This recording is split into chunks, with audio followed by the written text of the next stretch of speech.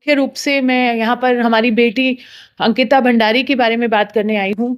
जैसा कि आप सभी को वो केस मालूम है, जब जिस दिन ये केस हुआ और जब ये मीडिया में हाइलाइट हुआ और हमने अपने सोशल मीडिया के हैंडल के थ्रू भी इसको काफ़ी कोशिश की इसको आगे बढ़ाने की, क्योंकि बहुत ही विभत्स तरीके से उस बच्ची के साथ बर्ताव हुआ, उसे मार दिया गया। तो तब मैं देहरादून में ही थी और तब भी हमने इसको काफ़ी उठाया और काफ़ी टीवी चैनल्स पे आप ही लोगों के थ्रू हमने इसको काफ़ी बढ़ चढ़कर हमने इसको मद्देनज़र रखा हमारी सरकारों की, जो हमारी गूंगी बहरी सरकारें हैं, ताकि वो इस पे थोड़ा संज्ञान ले। पर हमारा दुर्भाग्य ये रहा कि संज्ञान अच्छे तरीके से लेने के लिए कि न्याय बेटी के को मिले, उसके विपरीत उन्होंने काम किए। और उन्होंने जिस तरह से उस दिन भी हम यहाँ थे जब वो बुलडोजर वाली कार्रवाई हुई, तो तथ्यों को मुझे बहुत शुरू से बताने की यहाँ पर ज़रूरत नहीं है। मुझे नहीं लगता हम में से कोई भी ऐसा यहाँ है जो इस बेटी के तथ्यों को नहीं जानता है। पर अभी हम जो इस प्रेस वार्ता के लिए यहाँ पर आए हैं, हमारे मुख्य उद्देश्य ये हैं कि अभी फिर से जो उर्मिला सनावर ने जो खुलासे किए हैं और उसके बाद भी अगर सरकारें सीबीआई जांच नहीं कर रही हैं, कहीं ना कहीं ये दर्शाता नहीं है कि वो सिर्फ फेलियर हैं और हमारी बेटी को उन्होंने बहुत बुरी तरह से फेल किया है, अंकिता भंडारी को। मुझे लगता है वो इसमें लिप्त है। और अब तो बहुत ही ज़्यादा एविडेंट हो गया है, जिस तरह से ये वीआईपी का नाम सामने आ गया है, उस इंसान का नाम आने के सामने भी कम से कम एक आश्वासन तक नहीं आया है मुख्यमंत्री का, जो कि बहुत बोलते थे कि यहाँ पर हमारी बेटियों को न्याय मिलेगा। या इस पर्टिकुलर केस में उन्होंने बोला, देखो मैंने बुलडोज़र चलवा दिया है, मैंने अपनी कार्रवाई कर दी है। बुलडोज़र चलाने से कार्रवाई नहीं होती है, बुलडोज़र चलाने से सबूत मिटते हैं। और वो जो महिला सबूत मिटाने में उस समय खड़ी थी वहाँ पर, रेनू बिष्ट, मुझे लगता है कि हमने बहुत ही उनको पोलाइटली हैंडल किया है। हम सब ने सिर्फ उनका नाम उजागर किया, पर सबूत मिटाने के जुर्म में वो इस औरत को ना कि इस्तीफा होना चाहिए या यहाँ से निकाल देना चाहिए पार्टी से, मुझे लगता है उनकी गिरफ्तारी होनी चाहिए। मुझे नहीं मालूम है किस तरह से कानून काम कर रहा है या हमारी मांगे सही तरह से नहीं पहुंच रही हैं। इन महिला का तो कम से कम गिरफ्तारी मिनिमम बनता है। सबूत मिटाने के बहुत सारे आईपीसी सेक्शन जो अब की बीएनएस में कन्वर्ट हो चुके हैं, उनको जेल होनी चाहिए। पहला तो मेरा यही डिमांड है। दूसरा, सीबीआई जांच की जो बात हम शुरू से बोल रहे हैं अंकिता भंडारी केस में, वो आज तक सीबीआई जांच नहीं हुई। पर अब ये हाई टाइम है, जबकि हमको सामने से नाम मालूम है उस शख्स का, तो क्यों नहीं सीबीआई जांच हो रही है। मेरी अंकिता के पिता से अभी बात हुई थोड़ी देर पहले भी की, क्योंकि वो आ नहीं पाए, तो उन्होंने बताया कि उन्हें क्या क्या समस्याएं झेलनी पड़ रही हैं।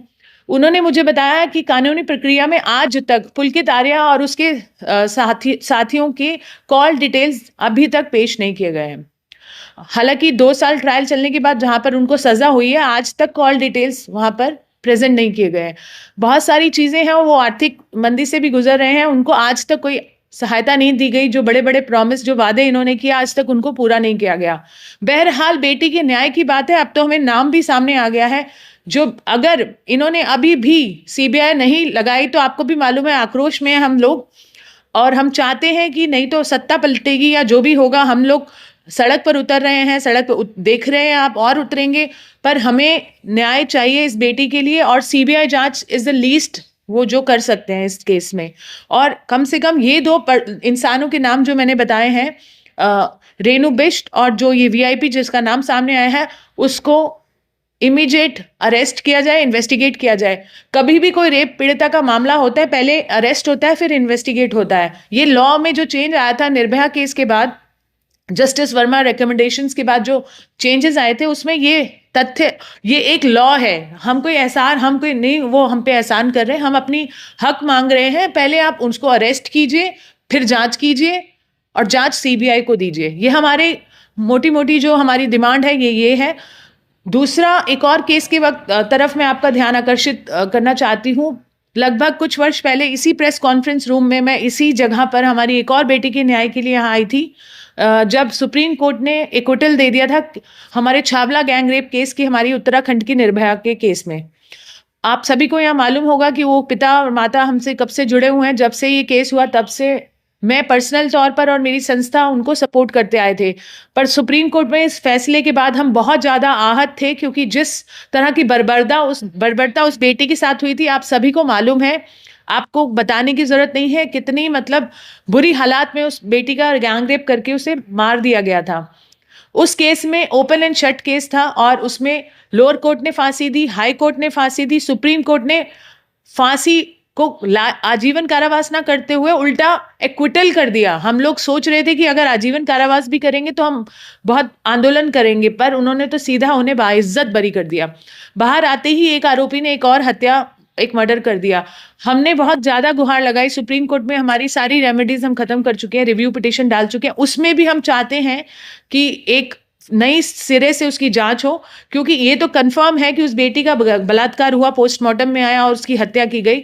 अगर ये आरोपी नहीं ढूंढ के दे पा रही है, चाहे वो केंद्र सरकार हो, चाहे यहाँ से राज्य सरकार का कोई लेना देना नहीं, पर फिर भी अगर वो नहीं ढूंढ के ला पा रहे हैं हमारी बेटियों को, बेटी के आरोपियों को, तो मुझे लगता है ये सरकारों का बहुत बड़ा फेलियर है, चाहे वो केंद्र सरकार हो, चाहे यहाँ उत्तराखंड की राज्य सरकार हो। अंकिता भंडारी केस में हमारी बेटियां इस तरह से प्रताड़ित होती जा रही हैं, रेप, मर्डर, गैंग रेप, इतनी ज़्यादा ये चीज़ें बहुत कॉमन होती जा रही हैं। स्पेशली उत्तराखंड की बेटियों के लिए मैं ये बोलना चाहूँगी कि वो दूर दराज आती हैं यहाँ काम करने, यहाँ या अन्य शहरों में जो आती हैं, बहुत ज़्यादा उनको मतलब हरासमेंट, सेक्सुअल हरासमेंट, ये सब फेस करना पड़ता है। आज तक मैंने खुद ऑडिट किया है उत्तराखंड के किसी भी काम के स्थल पर जहाँ ज़्यादातर होटल्स हैं, वहाँ पर बच्चियों की सुरक्षा, जो कि दूर दराज पहाड़ों से आती हैं, उनके लिए सेफ्टी के कोई मेजर नहीं है। यहाँ तक विशाखा गाइडलाइंस के अकॉर्डिंग जो पॉश कमेटी होनी चाहिए, prevention of sexual harassment at work place, वो तक नहीं है।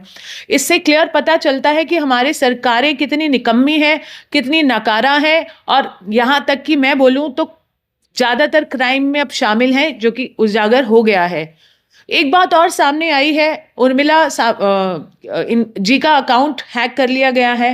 वो अभी 2 दिन से अंडरग्राउंड है, या वो उनकी जान को खतरा है। हम चाहते हैं कि उनकी जान को भी जो खतरा बना हुआ है उसके लिए उनको सुरक्षा मिले। उन्होंने एक बहुत बड़ा काम किया है, ये इसको उजागर किया है, जो भी परिस्थितियों में किया है वो अलग बात है, पर उन्होंने इस चीज़ को सामने लाया, तो उनकी सुरक्षा के लिए भी हमें हमारी जिम्मेदारी बनती है, और जो तथ्य उन्होंने बोले हैं उसके ऊपर कार्रवाई चाहिए। ये सिर्फ एक सोशल मीडिया पोस्ट समझकर इग्नोर करने वाली सरकारें अगर गूंगी बहरी हो गई हैं, तो उनको जगाने का काम हमारे जैसे एक्टिविस्ट करेंगे और हमारे जैसी जनता करेगी, आप जैसे मीडिया के भाई करेंगे। मैं आप सभी से हाथ जोड़ के निवेदन करती हूँ कि पत्रकारिता तो आप डेफिनेटली कर रहे हैं, तभी आप यहाँ हैं, क्योंकि आप इस मुद्दे को लेकर गंभीर हैं, पर बेटियां हम सबकी हैं, और उत्तराखंड की बेटी के न्याय के लिए आप हमसे वैसे भी एक स्पिरिट के तौर पर भी जुड़िए, और इस बात को तब तक उठाते रहिए जब तक हमारी ये गूंगी बहरी सरकारें सुन ना ले। और मैं ये भी बोलना चाहूंगी, अगर दिल्ली में अगर हमसे पूछा जाता है, मैं क्योंकि निर्भया समय से इन कार्यों में लगी हूं, तो तब हमने पूरी सत्ता पलटवा दी। उस केस के बाद आपने देखा कि किस तरह से आक्रोश था हमारी बहनों का। तब केंद्र में जो भी सरकार थी, हमने उसके विरुद्ध काम किया। आज यहाँ पर अगर कोई और शासन है, क्योंकि हम सवाल तो उन्हीं से पूछेंगे जो सत्ता में है, और यहाँ तो एक कदम आगे यहाँ के सत्ता के ही लोग आरोपी हैं। हमारी बेटी जिस तरह से इन्हीं लोगों के बीच में, ये जो गिद्धों की तरह आप सोच सकते हैं, नोचने के लिए इस बेटी को आंख लगाए थे। हमारी बेटी का स्वाभिमान था जो उन्होंने मना कर दिया, और पर उसका खामियाजा इतना ज़्यादा उसको भुगतना पड़ा कि अपनी जान से वो जा बैठी। पर अगर रक्षक ही भक्षक बन जाए, तो मुझे लगता है ये हमारे डेमोक्रेसी क्या, हमारी देश की बेटियों के लिए, हमारे जो देश माना जाता है बेटियों के स्वाभिमान के लिए, उसके ऊपर बहुत बड़ा आघात है। तो इसलिए मैं आप सभी से हाथ जोड़ के निवेदन करती हूँ कि इस मुद्दे पर जुड़े रहिए। अंकिता भंडारी की बात नहीं है, ये उत्तराखंड की हर बेटी की बात है, ये भारत की हर बेटी की बात है, और हमें मिलकर लड़ाई लड़नी चाहिए। उन्नाव की बेटी की लड़ाई लड़कर मैं यहाँ आई हूँ अभी, और वहाँ पर हमारी ये जीत हुई कि हमने ये देखा कि अगर हम सड़क पर उतर जाएं तो हम अपनी जीत हासिल कर सकते हैं। हमने सुप्रीम कोर्ट को भी मजबूर कर दिया कि वो अपना फैसला बदल दें। तो अंकिता के केस में अगर हम थोड़ी आवाज़ और अपना आपका साथ मिलेगा, तो हम ज़रूर इस बेटी को भी न्याय दिला पाएंगे। बस मैं यही बात करना चाहती हूँ। बाकी आप लोगों के कोई सवाल है तो आप